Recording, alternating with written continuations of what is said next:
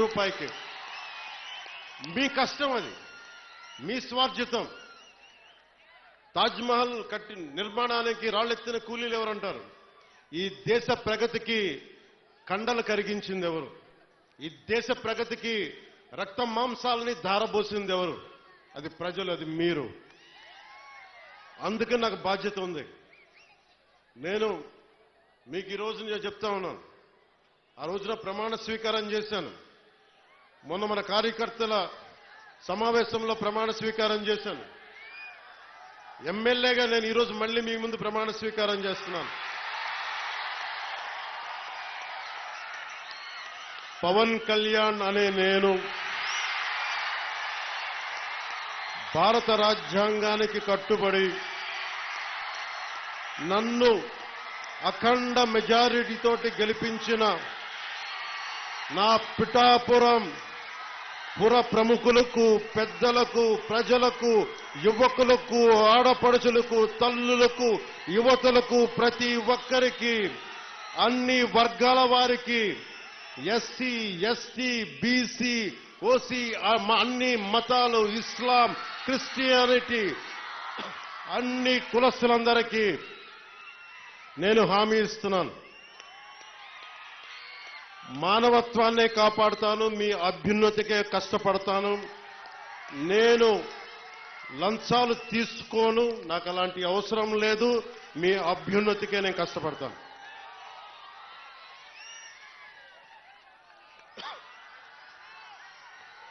నేను చాలా రోజుల నుంచి మీకు చెప్తా ఉన్నా,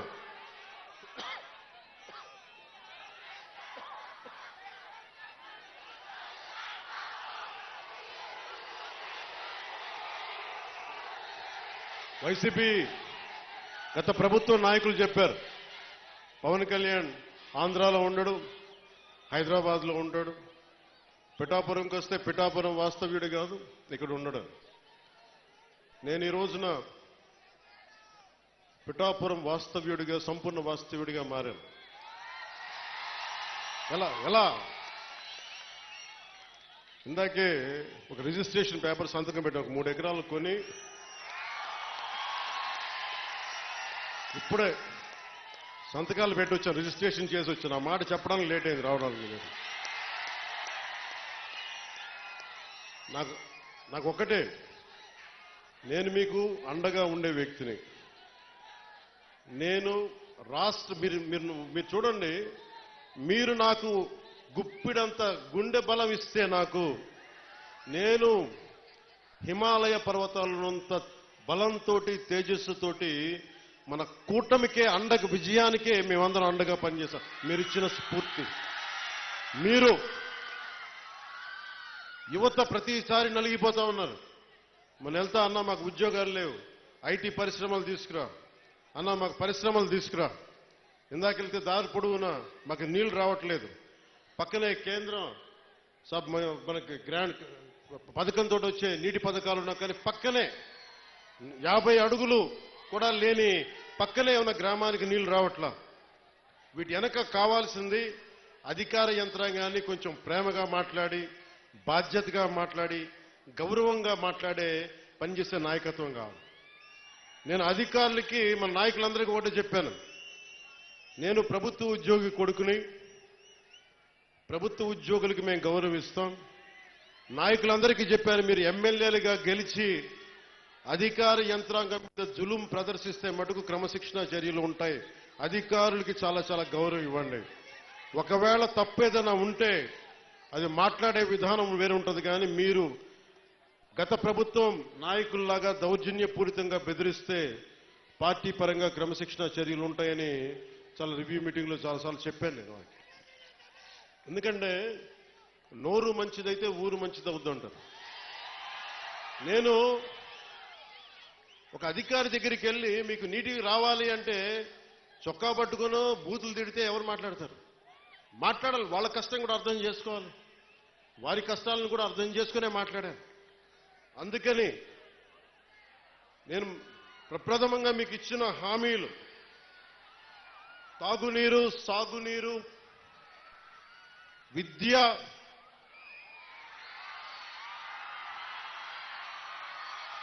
విద్య, వైద్యం, ఉపాధి అవకాశాలు.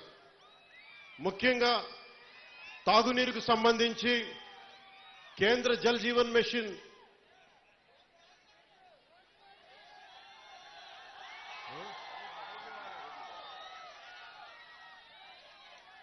నేను పదవి తీసుకొని నెల రోజులు కూడా కాల.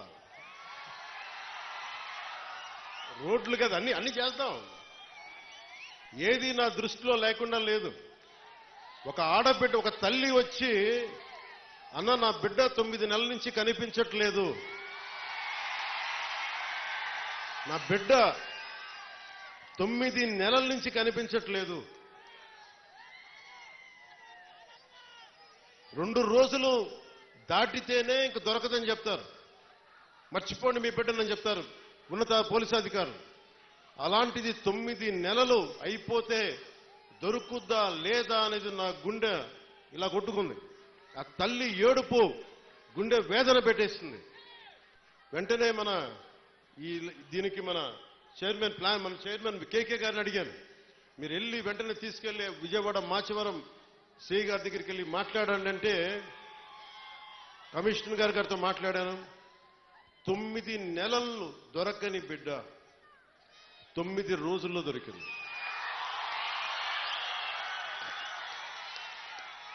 నేను ఈ 9 రోజులు నవరాత్రులాగా అయిపోయినాయి నాకు. ఆ బిడ్డ దొరుకుద్దా లేదా తల్లిని ఒకటే వేడుకున్నా. తల్లి ఒక ఇంట్లో పెంచిన ఆడబిడ్డ ఎటు వెళ్ళిపోయిందో తెలియదు. ఆ బిడ్డ దొరికే వరకు చూడు తల్లి అని చెప్పి ప్రతిరోజు రాత్రి ప్రార్థించాడు.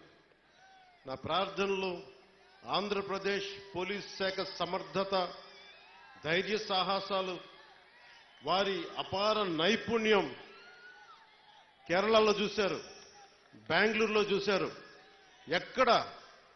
ఎక్కడ భీమవరం, ఎక్కడ విజయవాడ, ఎక్కడ జమ్మూ అండ్ కాశ్మీర్. ఆ బిడ్డ జమ్మూ అండ్ కాశ్మీర్లో దొరికింది. జమ్మూ అండ్ కాశ్మీర్ పోలీసు వెళ్ళి తీసుకొచ్చారు. ఇదే 30,000 మంది ఆడబిడ్డలు అదృశ్యం అయిపోతే ఒక్కరు మాట్లాడలే గత ప్రభుత్వం.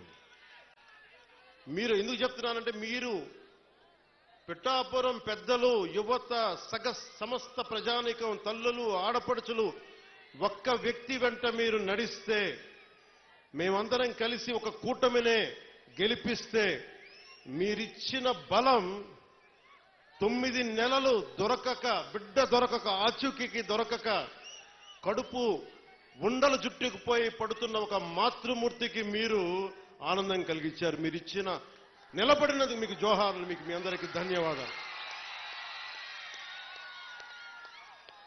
అంటే ఇది 9 నెలలు దొరకంది 9 రోజుల్లో దొరకగలిగింది అంటే పోలీసింగ్లో తప్పు లేదు, వ్యవస్థలో తప్పులు లేవు, వ్యవస్థని నడిపించే నాయకత్వంలో తప్పు ఉంది. సరైన నాయకత్వం గనక రాష్ట్రాల్లో ఉంటే ఇలాంటి సమస్యలు చాలా తక్కువలో ఉంటాయి.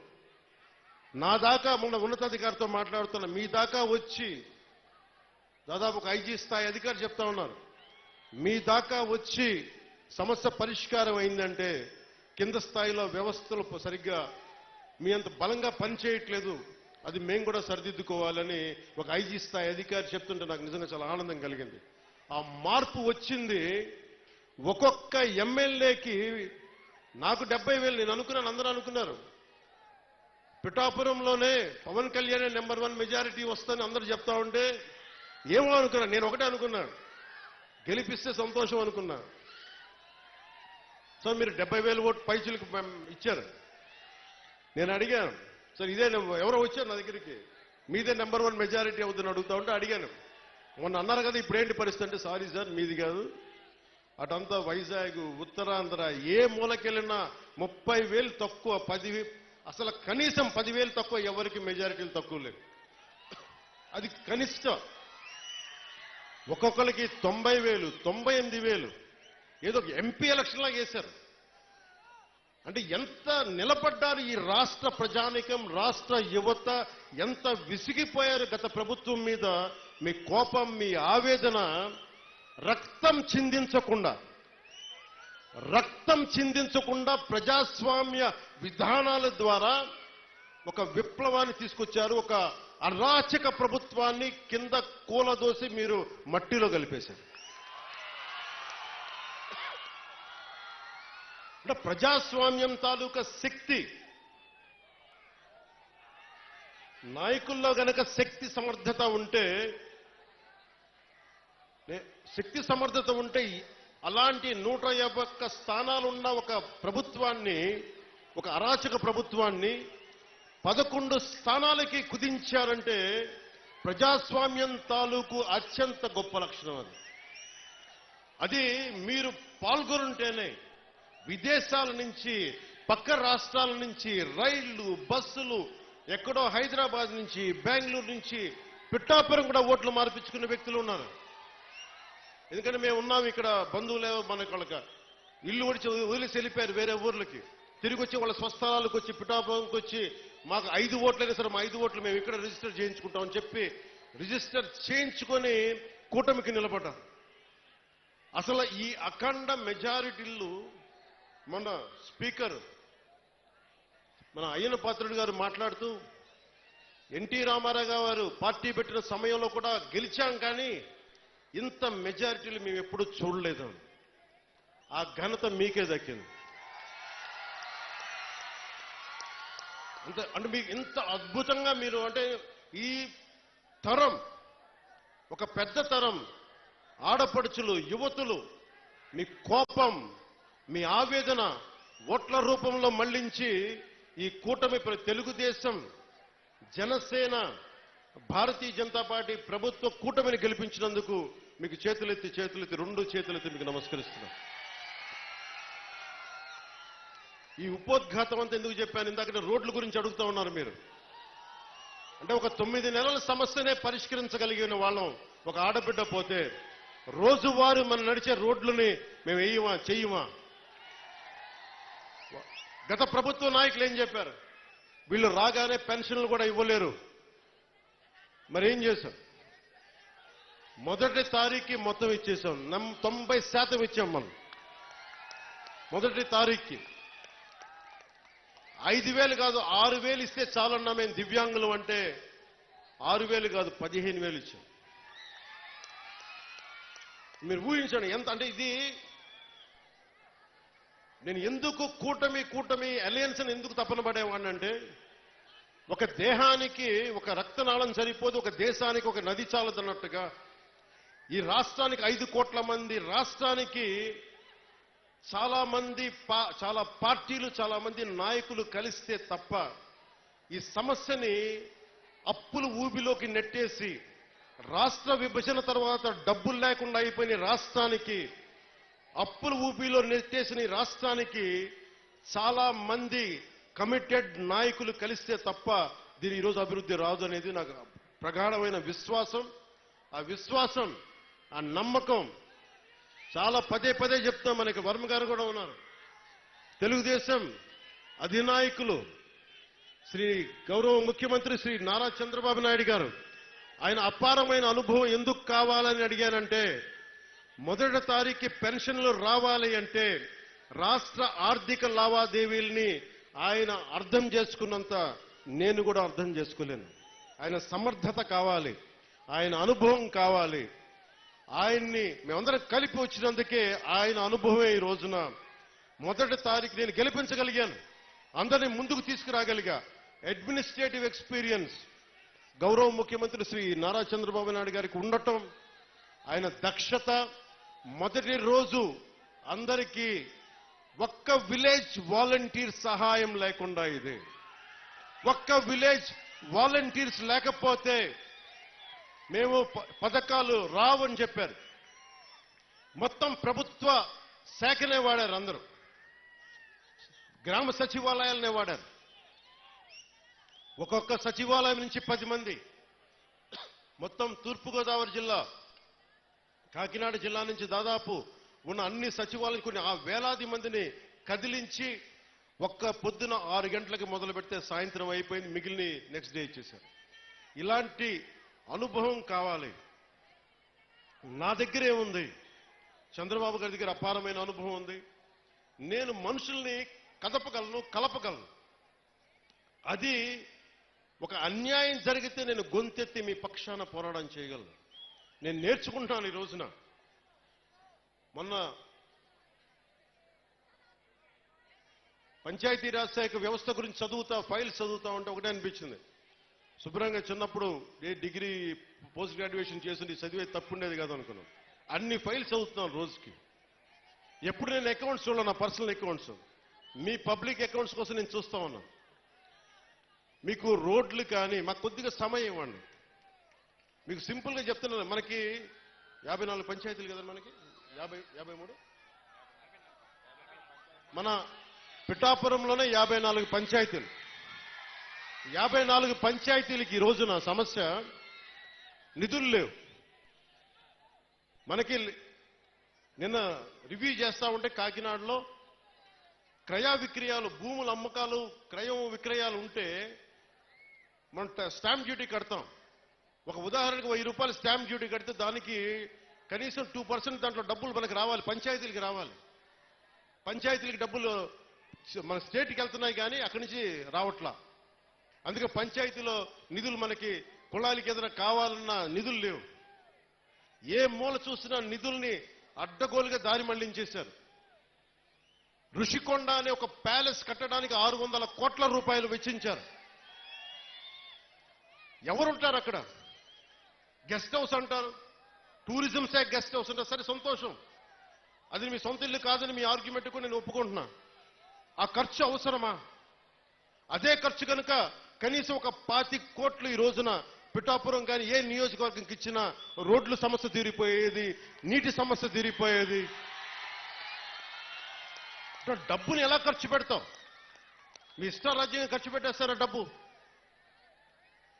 30 లక్షలతో ఎవడన్నా సరే బాత్టబ్ పెట్టుకుంటాడు, ఎవడన్నా నేనే పెట్టుకున్నాయని. ఇన్ని కోట్లు సంపాదించేవాడు నేనే పెట్టుకోను. మొన్న నా క్యాంప్ ఆఫీస్ తీసుకెళ్ళి మీకు చెప్పండి సార్ ఎలా చేయమంటారు ఉన్నతాధికారులు అడిగితే నాకు ఏం వద్దండి, ఒక్క ఫర్నిచర్ మీరు కొనొద్దు, ప్రభుత్వం డబ్బులు వేస్ట్ చేయొద్దు.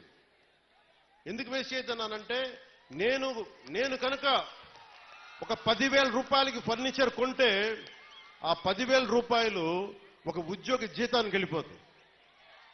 మన సెక్రటేరియట్ నుంచి నా దగ్గరకు వచ్చి మీరు అసెంబ్లీ సెషన్స్ వెళ్ళినందుకు దాదాపు మీకు 31,000 రూపాయలు మీకు రావాలి, సంతకాలు పెట్టండి అంటే, నేను నా పంచాయతీరాజ్ శాఖలో నిధులు లేవు, నేను అలా డబ్బులు తీసుకుంటాను, నాకు వద్దు. నేను చదివిస్తున్నాను, దీన్ని రెలింక్విష్ చేస్తున్నా. 30,000 నేను వదిలేస్తే ఒక ప్రభుత్వ ఉద్యోగికో ఒక కానిస్టేబుల్కో జీతాలకు వెళ్ళిపోతుంది. అంటే ఇంత బాధ్యతగా ఉండాలి అని నేను ముందుకెళ్తున్నా. నా ముందున్న చాలా బాధ్యతలు ఇచ్చారు మీరు. ఇందాక సాగునీటి గురించి చెప్పాను. చాలాసార్లు వర్మ గారు, కృష్ణరాజు గారు, మన జనసేన నాయకులు అందరూ కూడా నా దృష్టికి తీసుకొచ్చింది ఏలేరు శుద్ధగడ్డ ఆధునీకరణ. ఈ దాదాపు పెద్దాపురం నియోజకవర్గం నుంచి కూడా దీనికి ఫలితం ఉంటుంది. దీనిని ముందుకు తీసుకెళ్లి నాకు కొద్దిగా సమయం కావాలి ఇది హ్యాండిల్ చేయడానికి, దీన్ని ముందుకు తీసుకెళ్ళడానికి. నిన్నే అధికారులతోటి సమీక్షలో మాట్లాడాను. అలాగే పురోహితిక దేవాలయం అమ్మవారిని కేంద్రంగా చేసుకొని పిఠాపురాన్ని ఆధ్యాత్మిక కేంద్రంగా చేసుకొని టెంపుల్ సర్క్యూట్, టెంపుల్ టూరిజంను డెవలప్ చేస్తాను. మొన్నే అడగండి, ప్రధానమంత్రి గారిని కలిశారు. ప్రధానమంత్రి గారిని కలిస్తే ప్రసాద్ స్కీమ్ కింద దాదాపు మనకు 100 కోట్ల నిధులు వస్తే ఆ నిధులు టెంపుల్ పెట్టడం వల్ల చాలా ఎంప్లాయ్మెంట్ వస్తుంది. ఈయన అదే పంపించాను. ఈయన అడిగారు, ఉదయ్ నన్ను ఏం చెప్పంటారు, ప్రధానమంత్రి గారు రమ్మన్నారు, కలుస్తున్నారు, మేము అడిగితే ఒకటే చెప్పారు, 140 కోట్ల ప్రజల బాధ్యతల్ని, బరువుని, కష్టాల్ని మోసే ప్రధానమంత్రి గారికి మనం బలం అవ్వాలి కానీ బరువు అవ్వకూడదు. అదే చెప్పాను ప్రధానమంత్రి గారికి.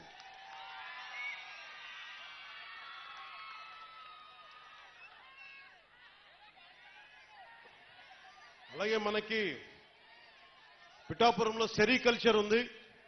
ప్రతిసారి చిత్తూరు కానీ లేదంటే మనకి ఆ ముడిసరుకి మదనపల్లి హనుమాన్ జంక్షన్కి వెళ్లాల్సి వస్తుందని చెప్పి నా దృష్టిలో ఉంది. దానిని ఇక్కడే చేసే ఆప్టిమైజింగ్ సెంటర్, రీలింగ్ సెంటర్ని ఇక్కడే ఏర్పాటు చేస్తాం. దాని గురించి కూడా మాట్లాడుతా ఉన్నాం. అలాగే ఉత్పత్తిలో విత్తనాలు మరియు బహుళ పంటలకు సంబంధించిన చాలా డిమాండ్ ఉందని కాబట్టి ఇక్కడే విత్తన కేంద్రం ఏర్పాటు చేయాలి. దాని తగ్గ ఏర్పాట్ల గురించి కూడా అధికారులతో మాట్లాడుతూ ఉన్నాను. దుర్గాడ గ్రామంలో మాకు మిర్చిని కొట్టే థ్రాషింగ్ ఫ్లోర్ కావాలి అంటే దాన్ని కూడా ముందుకు తీసుకెళ్తా ఉన్నాం. గొల్లప్రోల్లో హార్టికల్ ఉద్యాన పంటలు ఎక్కువ, దానికి కోల్డ్ స్టోరేజ్ని మాటిచ్చాను, అది చేసి పెడతాను. ముఖ్యంగా మనకి ఈ పశువుల సంత ఉంది ఇక్కడ, అది నాకు తెలిసి ఈ రోజు నుండే ఆ పని మొదలవ్వాలి. ఎందుకంటే నిన్నే ఎగ్జిక్యూటివ్ మనకు ఆర్డర్ వచ్చింది, జీవో వచ్చింది, అది ప్రారంభించాం. అది నిన్నే అధికారులు వచ్చి నా దగ్గర చూపించారు. అలాగే మన ఉప్పాటి నుంచి వస్తా ఉంటే పొందాక కూడా కనిపించింది, మన Kotagummam junction railway gate flyover అందరు ఆగిపోతా ఉన్నా, నాకు బాధగా ఉంది. ఉదయం ఒకటే చెప్పాను, నేను ఇప్పటిదాకా ప్రధానమంత్రి గారి ఉప ముఖ్యమంత్రి స్థానం తర్వాత వెళ్ళి కలవల. నేను ఆయన కలిసినప్పుడు మొట్టమొదటిగా అడిగేది మన కోటగుమ్మం జంక్షన్ రైల్వే గేట్కి ఒక ఫ్లైఓవర్ కావాలి. ఆల్రెడీ దాని గురించి పని మొదలు పెట్టేశాను. నేను అడిగింది ఏంటంటే ఎంతకాలం పడద్దని అడిగాను. సంవత్సరంన్నర, సంవత్సరం 8 నెలలు కాదు, నాకు సంవత్సరం లోపు అయిపోయేలాగా ఏం జరగాలో చెప్పండి, ఎవరిని కదిలించాలో చెప్పండి, కేంద్రం ఢిల్లీకి వెళ్తే ఎవరితో మాట్లాడాలో చెప్పండి, నేను మాట్లాడతాను, డబ్బులు తీసుకొస్తాం. ఇది మీరు అనుకున్న దానికంటే కూడా చాలా తొందరగా కోటగుమ్మం రైల్వే జంక్షన్ ని మీకు ట్రాఫిక్ అంతరాయం లేకుండా వచ్చే బాధ్యత మేము తీసుకుంటాం, అది చేసి పెడతాను. అలాగే ఆసుపత్రి, మన కమ్యూనిటీ హెల్త్ సెంటర్ ఉంది, పొద్దునే పని మొదలు పెట్టాం. ఇది చాలా తక్కువ కాలంలోనే ఒక సూపర్ స్పెషాలిటీ హాస్పిటల్ గా దీన్ని తీర్చిదిద్దుతాం. మల్టీ స్టోరీడ్ బిల్డింగ్ వచ్చేలాగా ప్రతిసారి కాకినాడ కేజీఏ కాకుండా, అపోలో కాకుండా ప్రభుత్వం నిర్వహించే సమర్థవంతమైన మనకి ఈ మల్టీ స్పెషాలిటీ హాస్పిటల్ని తీసుకొస్తాను.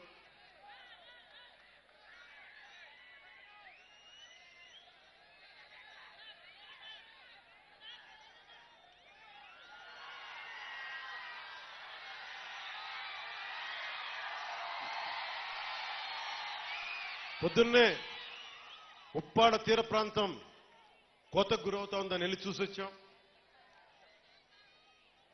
అసలు మనకున్న ఈ సముద్ర తీరానికి సంబంధించి కేంద్ర రీసెర్చ్ ఇన్స్టిట్యూట్ ఒకటి ఉంది, వారితో కూడా సమీక్ష చేశాను.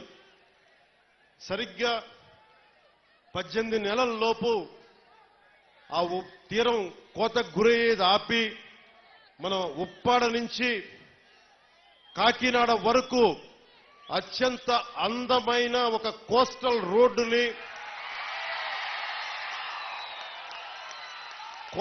రోడ్డుతో పాటు సముద్ర కోతని ఆపడమే కాకుండా అక్కడ చాలా అద్భుతంగా టూరిజంని డెవలప్ చేసి సాయంత్రాల పూట మీరు వెళ్ళి కూర్చోవాలంటే అక్కడ కూర్చునేలాగా, యువత ఆడుకోవాలంటే ఆడుకునే క్రీడలకు సంబంధించినవి కానీ, దానిని టూరిజంగా చేస్తే ఏమవుతుందంటే సర్వీస్ సెక్టార్ డెవలప్ అవుద్ది, యువతకి వేరే ఊర్లకు వెళ్లకుండా ఇక్కడే ఉపాధి అవకాశాలు వచ్చేలాగా ఆ మొత్తం 11 నుంచి 13 కిలోమీటర్ల తీర ప్రాంతం అది. ఆ తీర ప్రాంతంలో దాదాపు వేలాది ఉద్యోగాలు వచ్చేలాగా ఒక ప్రణాళిక చేస్తున్నాం. అది ఆల్రెడీ మాట్లాడా. దానికి సంబంధించిన మాస్టర్ ప్లాన్ ఎప్పుడైతే మీరు పిఠాపురంలో నన్ను నుంచో పెట్టారో నేను ఆ రోజు నుంచే మొదలు పెట్టాను, వారితోనే మాట్లాడా. దానికి సంబంధించి రాష్ట్రానికే సంబంధించి అసలు ఉప్పాడ తీర ప్రాంతానికి సంబంధించి ఆ ప్రణాళిక ఈ వచ్చే వారం సోమవారంలో కానీ మంగళవారం కానీ దాని డాక్యుమెంట్ ఒకటి రిలీజ్ చేస్తాం. ఇది ఎందుకు చెప్తున్నానంటే నేను ఇక్కడికి రాలేదు గెలిచిన తర్వాత వెంటనే ఎంత పని చేశానో చెప్పడానికి ఇదంతా చెప్తున్నా. అలాగే నేను ఈ రోజున ఎంత తపన పడుతున్నారంటే, కాకినాడ SEZలు మన పిఠాపురంలో 8,000 ఎకరాలు ఉంది. ఇక్కడ పరిశ్రమలు రావాలి. మన భూములు మనకి SEZ నిర్వాహకులకు ఇచ్చాం. అలాగే సమస్యలు ఉన్నాయి, కొన్ని భూములు కోల్పోయారు. వారికి కూడా ఈరోజు నేను ఉప ముఖ్యమంత్రి హోదాలో ఉండి మీకు చెప్తున్నాను, మీ సమస్యకి ఒక సరైన పరిష్కారం వెతికే దిశగా నేను మీతో చర్చలు జరుపుతా ఉన్నా.